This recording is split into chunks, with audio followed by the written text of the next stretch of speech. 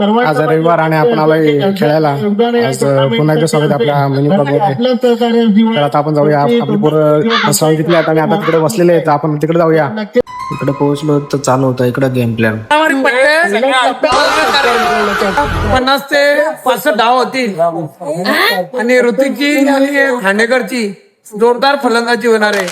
करिवली जेव्हा खेळेल, ओजी साहिल 11 खेळेल, उत्स्फूर्त प्रतिसाद असेल.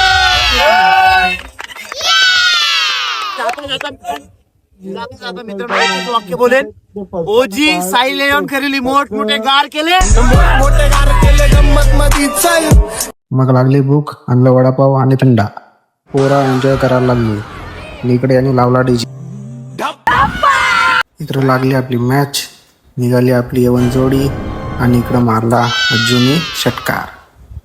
आणि पोरा लागली एन्जॉय